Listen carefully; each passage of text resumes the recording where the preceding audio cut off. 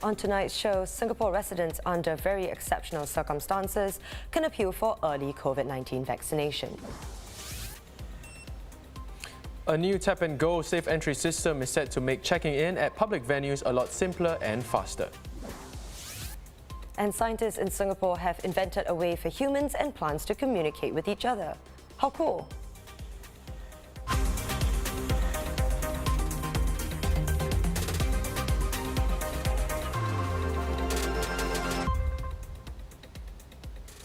This is the Straits Times Newsnight. I'm Chow Suen. Good evening, I'm Dylan Ang. All Singaporeans and long-term residents under very exceptional circumstances will now be allowed to appeal for early Covid-19 vaccination.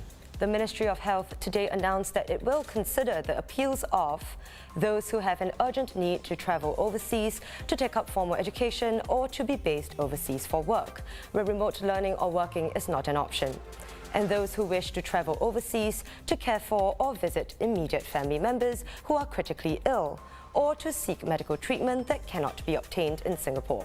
Some advice from MOH though, those who plan to appeal should apply at least 8 weeks before their planned departure date. Speaking of vaccines, the Moderna COVID-19 vaccine will be administered at 4 new vaccination centres here starting tomorrow.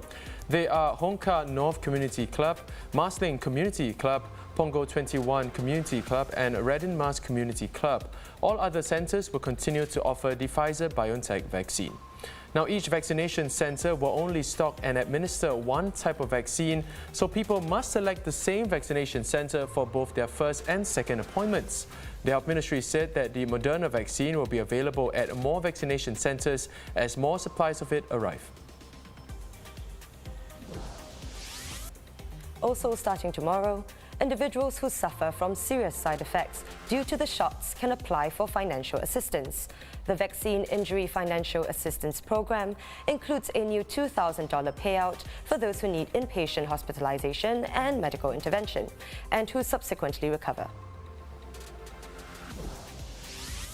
Meanwhile, Moderna announced that it has started testing its next-generation vaccine candidate that can be stored and shipped in refrigerators instead of freezers. The current Moderna vaccine can be stored between 2 degrees Celsius to 8 degrees Celsius for up to 30 days prior to use, but cannot be refrozen once thawed.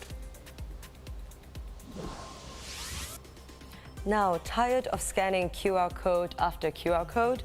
Well, safe entry will soon become a simpler and faster process from April 19th with a new tap-in system. To check in, visitors with the Trace Together app or Trace Together tokens can tap their devices on the gateway box.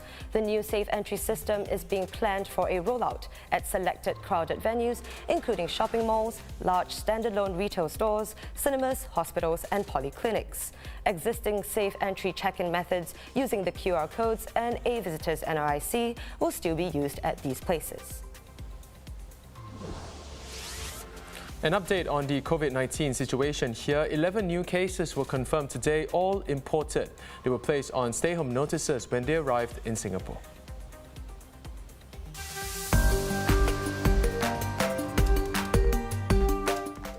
Now let's take a look at what's been trending on social media today. Imagine if one day your pretty houseplant can tell you when it's thirsty, or you can tell it to delicately pick up an item. Sounds like a sci-fi film, but this is already a reality. Scientists in Singapore have created a way for humans and plants to communicate with each other, via a smartphone no less. The team at Nanyang Technological University have developed a conductive material that allows electrical signals to enter and leave a plant. Like in brains, which send out electrical signals, plants also emit electrical signals to respond to their environment and show signs of distress or poor health. Online dating might soon be safer. Later this year, TINDER will allow users to view public records information of prospective dates using their name or mobile number. The move comes as user safety for digital dating has come under scrutiny. Match Group, TINDER's parent company, has partnered with Garbo, a background checking platform, to provide the paid service. The background checks company collects public records and reports of violence or abuse, including arrests, convictions, restraining orders, harassment and other violent crimes, to create its reports. This means users will be able to vet their dates with details like their arrest record or history of violence to prevent gender-based violence. Billionaire Elon Musk never ceases to amaze us with his antics and looks like he has added another job title to his portfolio. He's now the techno-king of Tesla, whatever that means. He'll still retain his position of chief within the company, though. Musk isn't the only one within the company who is getting a job title change, with Tesla's chief financial officer Zach Kirkhorn taking on the brand new title of Master of Coin. Sounds like something straight out of Game of Thrones.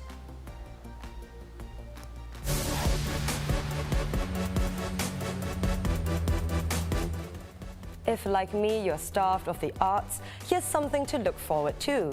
The Singapore International Festival of Arts, Singapore's annual performing arts festival, returns from May 14th to 30th. SIFA, which had been cancelled last year due to the pandemic, will have more than 60 live and online shows by local and international artists. Tickets are out now, so get booking. Now, I'm personally very excited for Pandemonium's The Commission, as well as the modern remake of Anton Chekhov's Three Sisters by Singapore's 9 Years Theatre and New York's City Company. City actors will appear digitally, while Singapore actors perform on stage at the National Library Building's Drama Centre Theatre. Sounds cool, right? And that wraps up the Straits Times Newsnight. Do visit straitstimes.com to see more news and videos. You can also subscribe to our YouTube channel by hitting the button below. Have a great evening, and we'll see you tomorrow.